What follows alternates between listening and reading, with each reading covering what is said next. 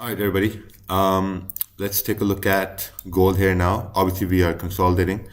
It is Wednesday. We have FOMC later on, but that's like, far, far away. So we're going to focus on, it's almost like more than 12 hours away. So let's just see where we stand on gold here on the time frames and see what we can expect. Now, let's take a look on the daily time frame. Looking at the daily time frame, we can see how the daily body right here is getting smaller. We're also coming up to some sort of a possible, a rejection area here to the left-hand side, but we don't know whether we will reject it or if this daily candle does break above this high, then that means we will continue to push up. Let's take a look on the 4-hour time frame. Looking at the 4-hour, we are basically consolidating on the 4-hour time frame. If we look at it much more closely here, we can see we are arranging, the candles are printing side by side right here. So that's our main resistance on the 4-hour, 23.18.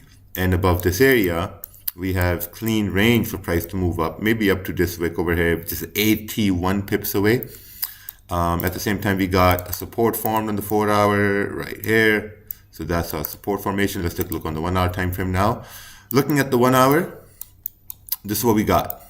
We have a resistance. Now, when we're looking at the 1-hour, we can see clearly that there's one resistance at 23.17, and just above this area, like 10 pips away, we got another resistance, 23.18. So that 23.18 becomes a solid resistance. There are also wicks to the left-hand side that we're going to take a look at it in a bit. Right over here, that's where my blue line is going to go. That's going to indicate that if we do break above 23.19, we're looking for price to continue to push up.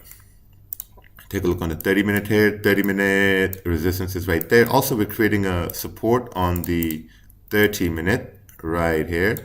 Now, let's take a look at these wicks on the 15-minute. Okay, so that is a support level on the 15-minute as well. So now, on the 30-minute, we got wicks. So obviously, we need price to break below these wicks.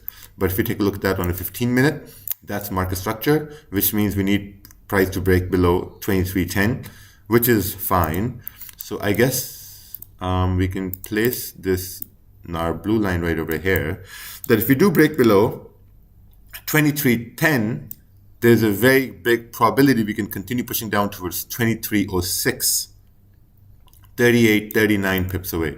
So I think we're gonna maybe put our zone right over here, that could be a target, but right now we are in the 68 pip range looking at the 30-minute. I'm trying to see if we can execute a trade within the range, and I don't see an opportunity unless you want to drop down to the 15-minute. But if you have to drop down to the 15-minute to look for a trade, which you can't find at the 30-minute, there's no reason to look at the 15-minute at that point.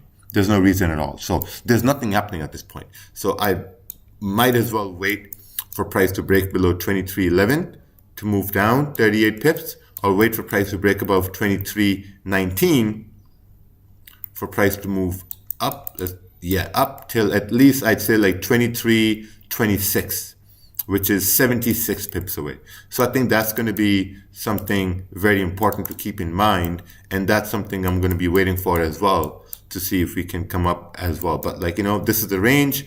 Just got to wait for price to break out this range. Let's take a look at pound yen. Wow, pound yen is continuing to push up over here. Let's take a look on the daily time frame. Pound yen is hilarious, All right, so on the daily, pound yen, creating a resistance on pound yen. Let's see over here, looking at the 4-hour time frame. That's what we got. We got a resistance formed on the 4-hour time frame. Up over here. And at the same time, let's see, we have another support, resistance.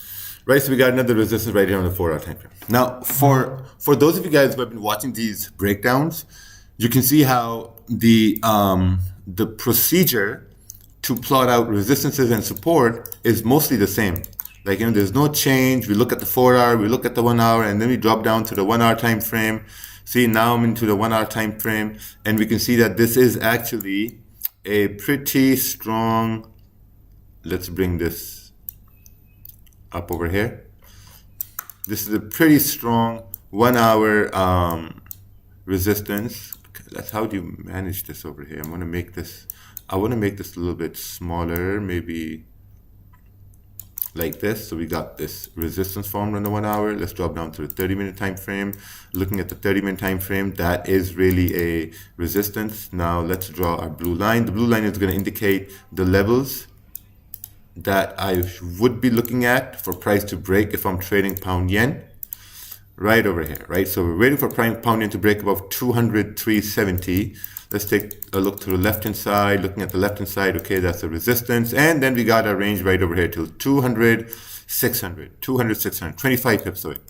So probably that's going to be an area that we may be looking at price to continue to push up till, let's do this. Man, doing these analyses is pretty, sometimes it's a little bit difficult. It's like you're being a surgeon over here, right? So now we got our clean range. So above 203.70, we got clean range, 23 pips. But at the same time, we're approaching a resistance on the 30-minute time frame. So if we're approaching a resistance, maybe this is where price can fall into if we do create resistance. If we do reject and create resistance, we may continue down towards 200.109. But if we measure the range, this is a 18 pip range. So 18 pip range minus spread, which is 1.5, you're left with what, 15.5, 15, 16.5 range. It's not enough range, right? So if we look at the range below this support to the next support, man, this is a mess. Let's take a look on the 30-minute over here. Let's remove this, copy this, bring this down over here. So we got our support. Now we're looking at it from, yeah, it's not clear at all, because if we do break below the support 200.105, you got another support at 200 even. And based on my experience, 200 is a psychological even number. And once price rejects psychological even numbers, it's a very high probability it's going to reject that again. So if price is going to break below 200, there's a very big probability we're going to have a very clean move coming down if we break below 200. You know, we can see we have rejected it here once, we have rejected it here again. Price tried to come down again. We rejected within the vicinity of 200. Now we're continuing to push up. So if you are looking for sells, I would say maybe look for sells below 200, because it's a psychological number. If we do break below that area, then, you know, very high probability we're going to continue to push down. But other than that, you know, maybe not look for a trade between 200, 300, and 200. You know, because it's just going to be very difficult, because your range is not enough, the spread is there, and it's just going to be trouble. You know, for gold, we'll have to wait here as well. We'll see what happens. Probably we're going to do a New York stream. So we're going to guys see you for the New York session later on around 7 a.m. Eastern. Take care.